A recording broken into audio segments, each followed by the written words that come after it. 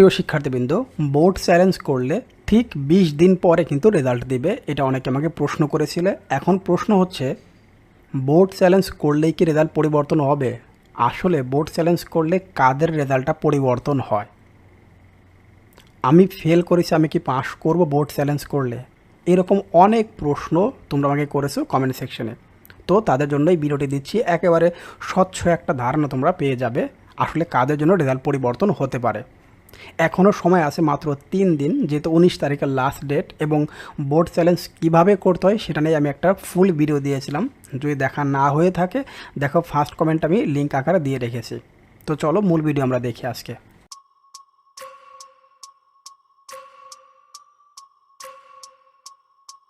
প্রশ্ন হচ্ছে, board challenge করলে রেজাল্ট পরিবর্তন হবে কি না। প্রথমেই বলে রাখি, প্রায় 5 থেকে 7 লক্ষ শিক্ষার্থী বোর্ড চ্যালেঞ্জ করবে। আবারও বলতেছি, প্রায় 5 থেকে 7 লক্ষ পরীক্ষার্থী বোর্ড চ্যালেঞ্জ করবে, সকল বোর্ড সম্মিলিতভাবে।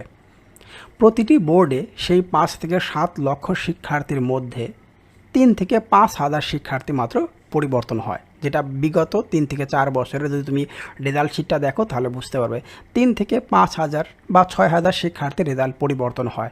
তাহলে সেই 3 থেকে 5 হাজার শিক্ষার্থীর মধ্যে তোমার নামটা থাকবে কি না সেটা আগে দেখার বিষয়। তাহলে 5 থেকে 7 লক্ষ আর 3 থেকে 5 হাজার কত পার্সেন্ট? একেবারে অল্প, কয়েক পার্সেন্ট। ধরো 5% শিক্ষার্থীর রেজাল্ট পরিবর্তন হবে বা তার চেয়েও কম, এরকম হবে। কাদের রেজাল্ট আসলে পরিবর্তন হবে?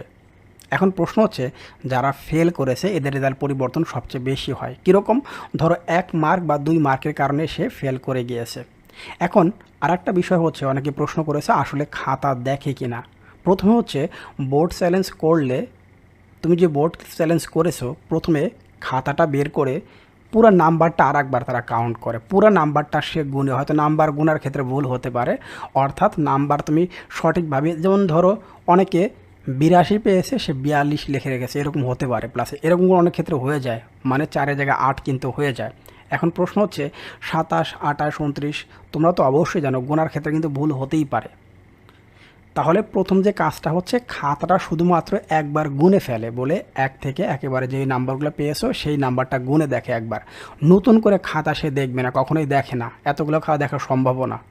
আমি যতটুকু জানি, আমি যতটুকু আমার সিনিয়র শিক্ষক যারা আছে তাদের কাছ থেকে জেনেছি, বলে নতুন করে খাতা দেখা হয় না, শুধুমাত্র নাম্বারটা কাউন্ট করে দেখে নাম্বার ঠিক আছে কিনা। এইটা একটা। আবার অনেকেই বলে থাকে এইটা কিচ্ছু করে না, শুধুমাত্র ইচ্ছা মতো একটা নাম্বার পরিবর্তন করে দেয়। এখন দেখো, আবার বলতেছি, তাহলে যারা ফেল করেছে 2 থেকে 3 মার্কের জন্য ওদের রেজাল্ট পরিবর্তন হওয়ার সম্ভাবনা সবচেয়ে বেশি, অর্থাৎ ফেল থেকে পাস করেছে। এরপর আছে পরের যে কোশ্চেনটা, সেটা হচ্ছে 1 বা 2 মার্কের কারণে তার প্লাস পায়নি, যেমন সে 78 পেয়েছে বা 79 পেয়েছে, 1 বা 2 মার্কের কারণে তার প্লাসটা আসেনি। অনেক ক্ষেত্রে এই ক্ষেত্রে নাম্বারটা বাড়িয়ে দেওয়া হয়, 1 বা 2 নাম্বার এই ক্ষেত্রে বাড়তে পারে, এবং সেটা হচ্ছে টোটাল ডিপেন্ড করে যিনি নাম্বার দিচ্ছেন তার উপরে। নাম্বারটা কাউন্ট করে দেখলে হ্যাঁ বেড়ে গিয়েছে, তুমি দেখবে অবশ্যই রেজাল্ট দিন দিচ্ছে, ওই রেজাল্ট শিটে অনেকে প্লাস পেয়েছে, অনেক শিক্ষার্থী এ থেকে এ প্লাস পেয়েছে। আবার ধরো তুমি 68 পেয়েছো 2 মার্কের কারণে, বা 69 পেয়েছো, 70 পাওনি, এ গ্রেড তোমার আসেনি, বা বি পেয়েছো 2 থেকে 1 মার্কের কারণে তোমার হচ্ছে এ গ্রেড বা এ মাইনাস আসেনি। এই রকম যাদের থাকে ওদের রেজাল্টটা পরিবর্তন হয় ম্যাক্সিমাম ক্ষেত্রে। এমন কখনোই হয়নি যে 74 পেয়েছে 74 থেকে সে প্লাস পেয়ে গেল, এরকম খুবই রেয়ার। আশা করি তোমরা এই ভিডিওর মাধ্যমে ক্লিয়ারটা হয়েছে কীভাবে কাদের রেজাল্ট পরিবর্তন হয়। 2 থেকে 1 মার্ক যাদের গ্যাপ আছে ওদের রেজাল্ট পরিবর্তন হওয়ার সম্ভাবনা সবচেয়ে বেশি হবে, 100%, এটা বলাটা একদমই ভুল।